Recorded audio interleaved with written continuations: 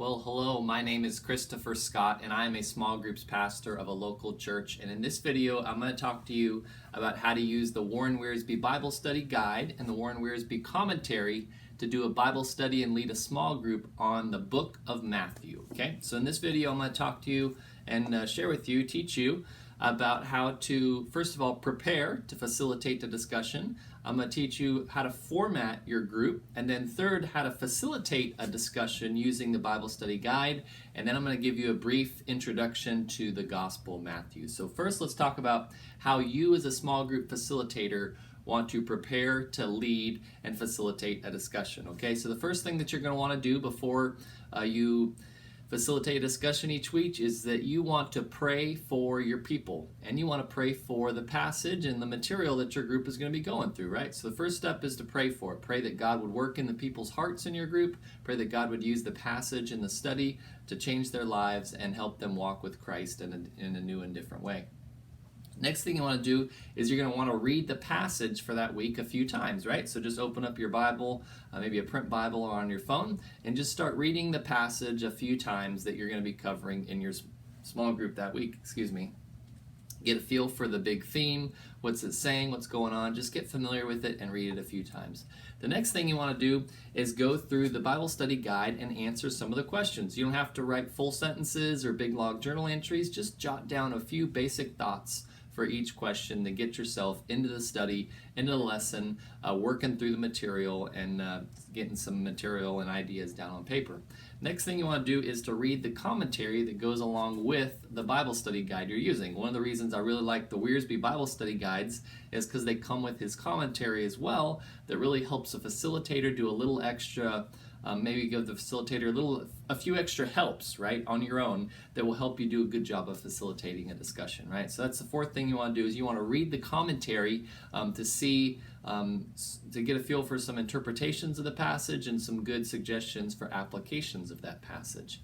Then once you've worked through the questions, you've read the commentary, go back through your answers to the questions and see if there's anything you might want to change or maybe add to your answers, okay? So that's how you want to prepare to facilitate a small group. First of all, pray for the people in your group and the passage you're going to be studying. Then you want to read the passage a few times, go through the Bible study guide and answer the questions on your own, read the commentary, and then go back through the questions and your answers and see if there's anything you might want to change. So that's how you want to go through the commentary and go through and prepare. And remember, as you're preparing, taking time to prepare and get ready for your group, your job is to facilitate, right? You don't preach or teach or anything like that. Your job is to guide a discussion, to lead a discussion through the biblical text using a Bible study guide, right? So your job's not to preach or teach or mentor or coach or anything like that. Your job and your goal in preparation is to just ask yourself, can I lead a discussion of this passage? Can I walk people through a discussion of this passage? And that's what you want to do, okay? Next, I want to talk to you about how to format your small group, okay? So there's three main elements you want to use to format your small group each week, and then two additional elements you can slide in at the end or the beginning. But there's three elements that are going to always be the core of your small group, okay? And those three core elements that you want to have is first, you want to do the unifying question. The unifying question is basically where you start out your group by asking a question of people. You say, what did you learn? What did you take away from the message at church over the weekend? Okay?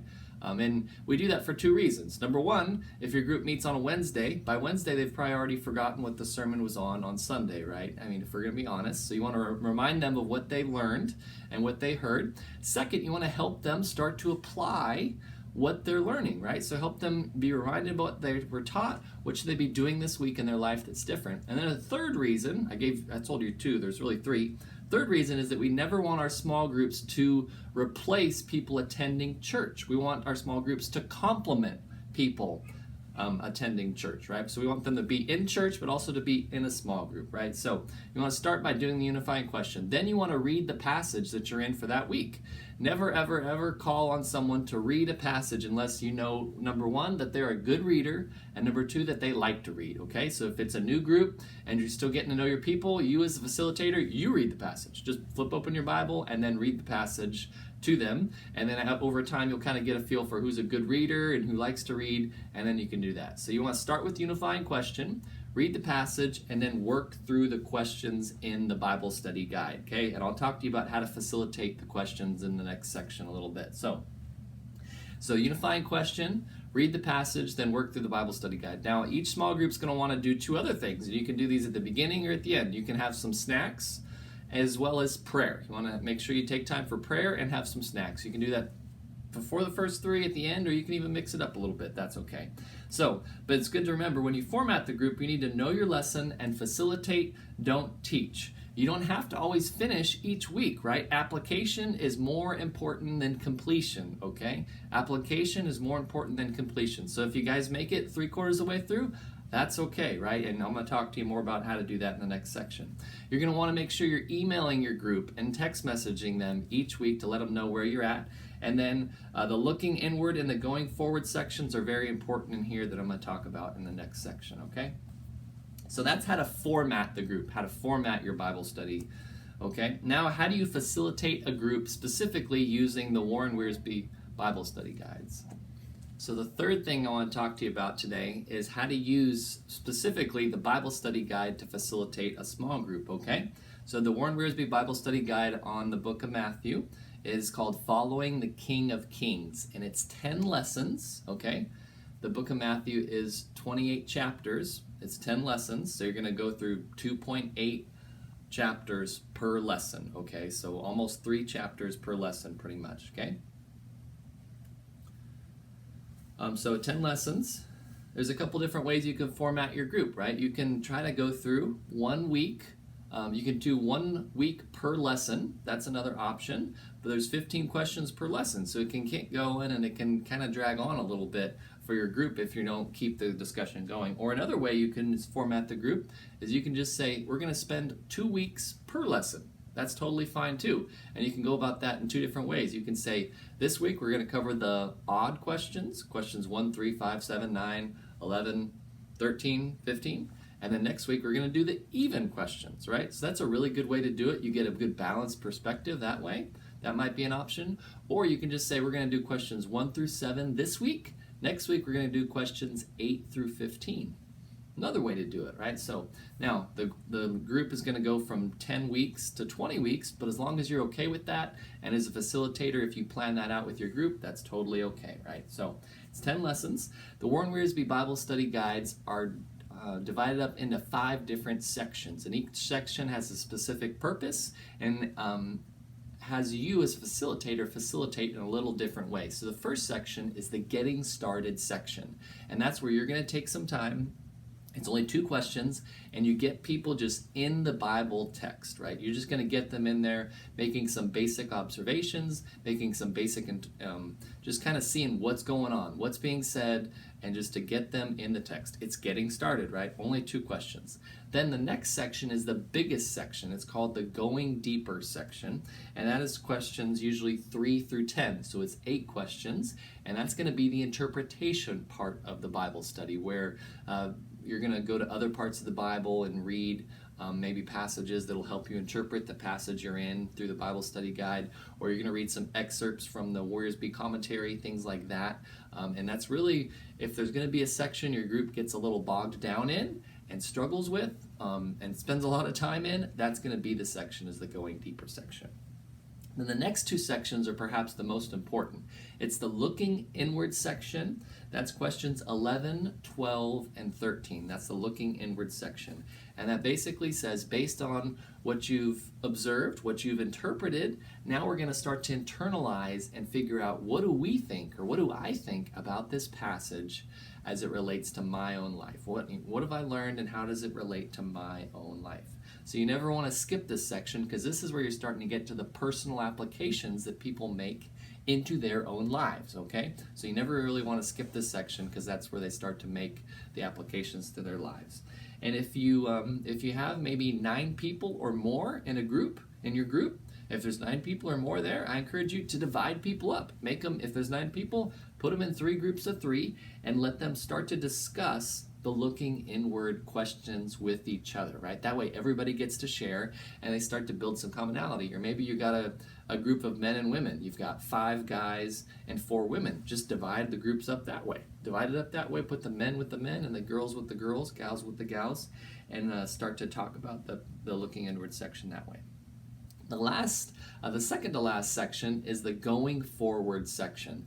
And that's where people are encouraged to pick one specific application to their lives and commit to doing it that week. And again, you're going to want to keep your groups subgrouped.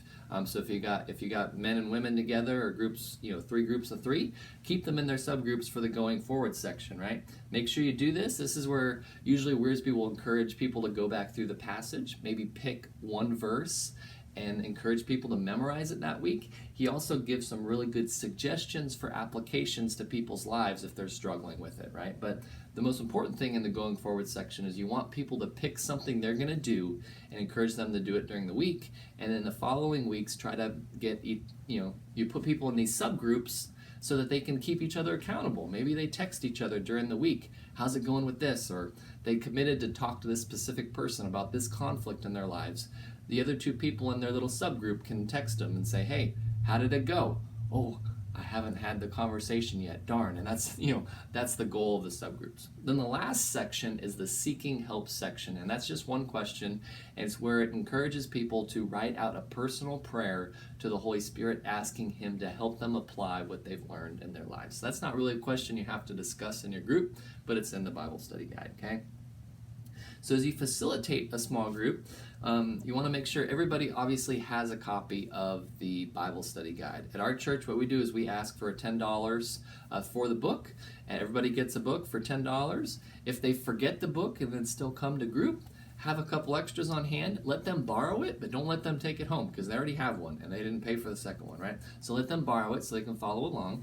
And then if people want to study the Bible and the passage a little more on their own, at our church we just give the commentary along with it. How I see it is if someone's going to read the passage, they're going to answer the questions, and then they're going to take time on their own to read a commentary because they love God and want to understand His Word better. If they're that committed, we're going to give them the commentary. It's $15 for each commentary, but we're just going to give it to them, okay? So that's kind of the culture of our church and what I encourage our small group leaders to do.